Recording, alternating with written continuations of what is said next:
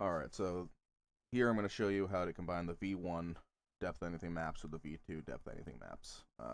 Basically, the V1 is just to pull out that foreground and add it into the V2 foreground. This will help with scene transitions. This will also help with a foreground to midground transitions. So say you're transitioning into a scene and the foreground's really close, background's far away, and then when that foreground object leaves the scene, it kind of makes the background and the midground kind of jitter into its own new depth. This fixes that issue too and stabilizes that. To start, usually you'd want to go to OWL here, select your video, pick your video. We'll just pick one real quick and show you. 3D format, you would bring this down and you go depth only, and you turn off side by side, and then you would export out your depth map as you would. We should all know how to do this by now for sure, so I'll just skip that part. Once your depth map is done exporting, you'll have it in your export folder that you've set up for OWL. And if you're working with the depth map video and not an image sequence, you can just start in timeline here, and then you add your video to your media pool and drag it onto your timeline. You will take that V1 map there. You'll have to produce your V2 map somewhere else. In this case, if it's a video, you do the same thing you did with V1. You put the V1 map here and the V2 map in media pool, and then you drag both of them into the timeline. You want your V2 map at the top as video 2, and then video 1 should be your V1 map. In this case, I have image sequence. So if you want to do image sequence, it's just as easy. Just different type of way of doing it. You go to your file manager down here, and then you open up your image sequences here. So this is my depth V1 image sequence. You just grab this folder, drag it right into here, and then that'll load an image sequence. You do the same thing with your other depth folder for your V2. Now you have your depth V1 here and your depth V2 here. So you take your depth V1, you drag this. Make sure, before you drag it, check the FPS. You want to make sure that the frame rate of the image sequence is the same frame rate as your source video. So in this case, it's 24 FPS. This is the way I want it, so I'll just take it, drag it into your media pool down the bottom here. Once that loads in, you want to do the same thing with your V2 map. You can tell the difference off the image here, so you don't get confused. V1 is going to have, on black screens, less detail than the V2. So V2 maps with black screen in the beginning are going to look like this. And then V1 is going to look like that. So now, once you're done that, you want to drag your V1 map on video 1 and your V2 map on video 2. Now we have both maps up here. You want to find a scene here, do something easy.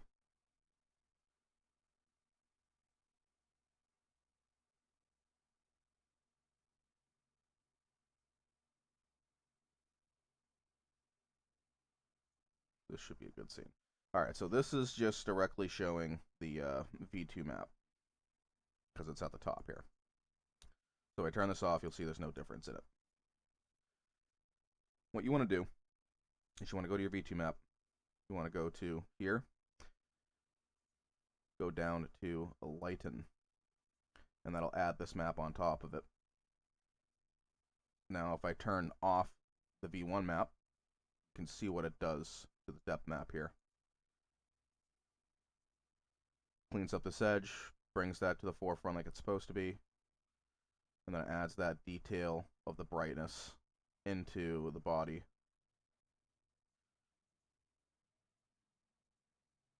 Making it quite more uniform. I do want to preface this by adding that you want your V1 map. So the V1 map looks like this, okay?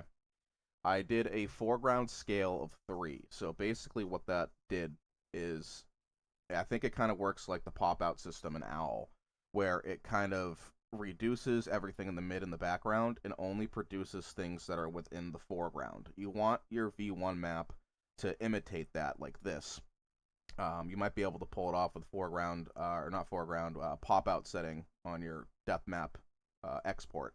I'm not positive, I haven't tried it yet, but I'm pretty sure that's how that works. Now, you can have it standard V1 without doing this foreground scale situation, but you're going to want to dial in the map a little bit. It's good to have some background grays if you really want to dial in something, but The foreground scale 3 seems to do that just enough to where I feel comfortable where I can just do that foreground scale of 3, get rid of that mid and background detail, and just keep that foreground detail in there for the V1 to add and lighten into the V2 map.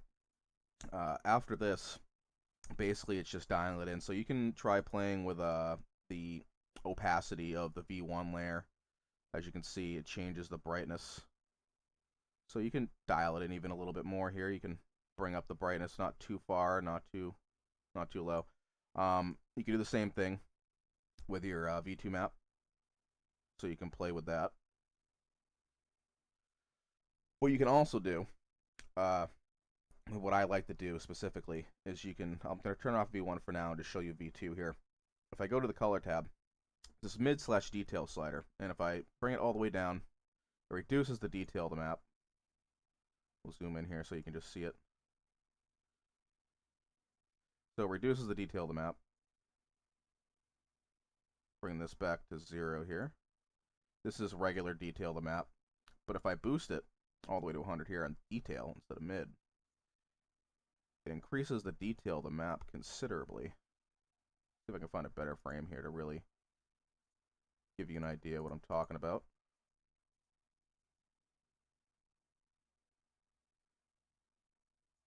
This might be a good frame to do it. So if I increase the mid detail here, you can see it adds a lot of detail into those edges. Reset. So this is it without it. And then if you boost the mid detail up,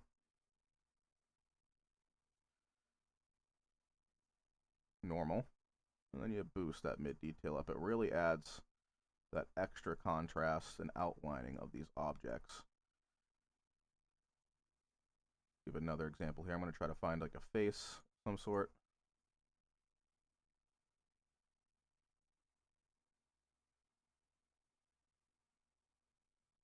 Might be a good example here. So here's an example. Here's the hair, the face.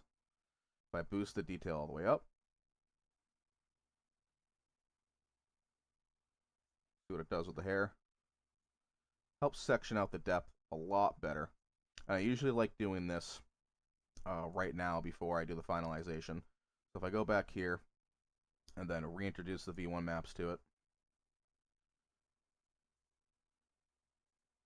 as you can see, you have the benefit of the added detail and the benefit of the V1 map. See, it's completely missing the shrubbery right here. There's supposed to be a tree here that doesn't get picked up by the V2 map very well. Kind of smudges into the rest over here. It doesn't really look right. Add V1, it fixes that issue. Another good example here. So as you can see, some shots are already great. But right here, for instance, you can see that you can add a little bit more brightness here and fill in that arm a little bit better. And you can also play with the brightness of V1 and V2. So you can lower that a little bit to right about there, it looks like. So just a teeny bit of a difference. But it really fills in that arm and that gap, and it keeps those tight edges.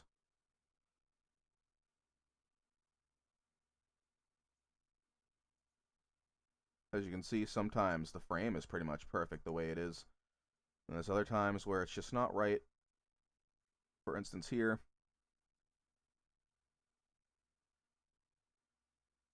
chain gets broken up. You have the V1 map and it fixes it. So it really catches those things that are blurry or in motion that don't usually get picked up in V2, but do get picked up in V1. And like I said, you can adjust the brightness here too. So if you want to just fill it up a little bit here, like that, then that pretty much fixes your issue. It keeps more of the detail of the V2 map, and you don't lose that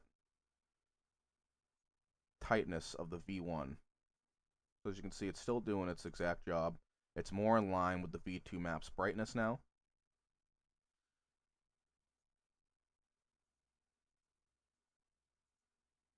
Really a game changer, honestly. I like doing this specifically, and then upscaling my maps if I can. It makes the process a little bit faster when it comes to upscaling. Basically, I would take this map at 518 resolution, I would AI upscale it, and then I wouldn't AI upscale it, I'd AI enhance it, and then I'd bring it back in DaVinci and then resize it up to 1080 or 804 in this situation because that's what my video resolution is. And that will basically align it the best it possibly can to the source material. In fact, I'm pretty sure OWL depends on that, so you might want to make sure that you're at the proper resolution for your depth map. You want to match those. But yeah, that's pretty much it. You just add that detail slider to the V2. You can even add it to V1 too. So if I were to turn this off, go to color tab, pick a frame.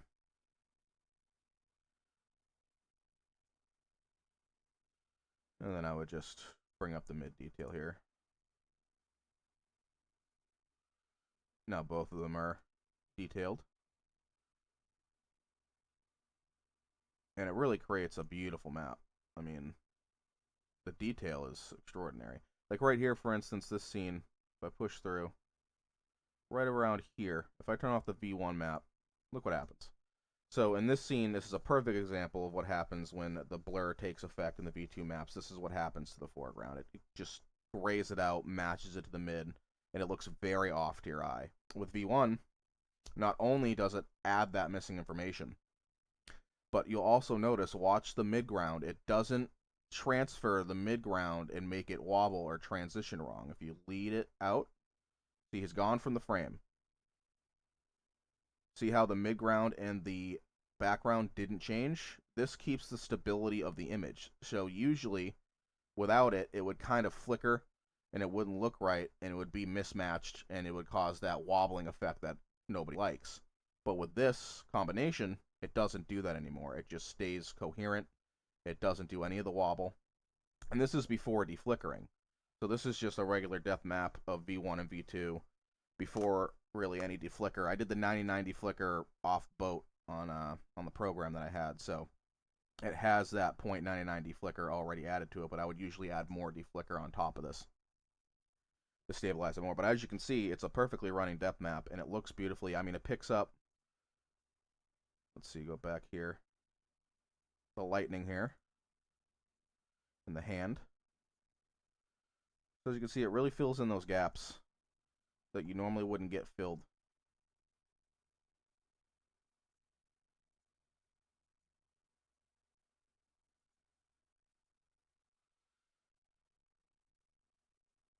But yeah, that's pretty much it. That's how you combine these two maps together. I don't know specifically how you do that in like the back end of a program, but it seems pretty simple. You have your V1 layer and your V2 layer. You lighten your V2 layer, whatever composite would need to be done in the back end of that. And you make sure that your V1 maps are foreground only, so dial in your V1 maps into foreground and have them export like that.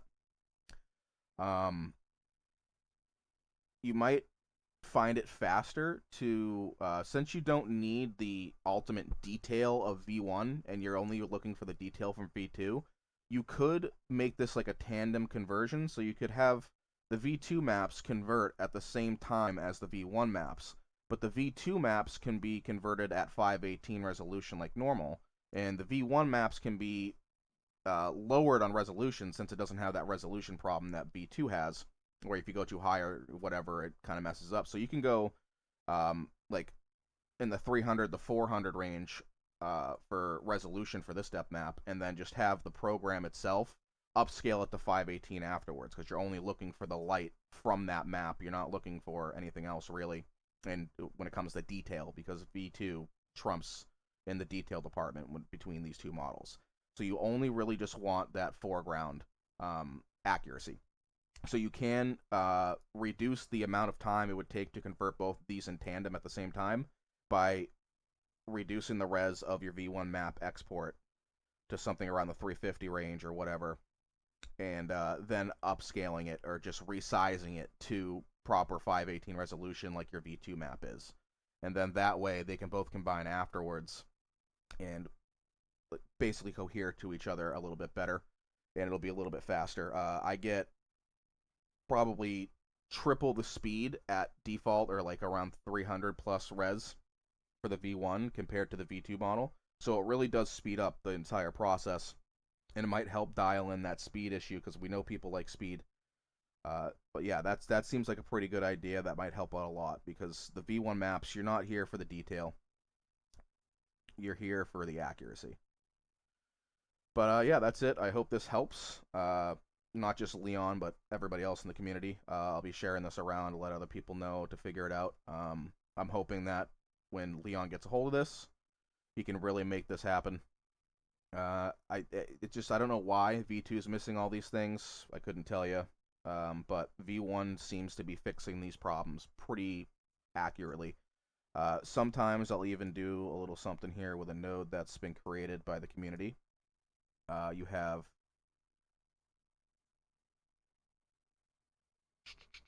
let me find it here. The map Luma blur dilate. So usually I would drag this in here. And then we'll do this frame as an example. So we got this frame here.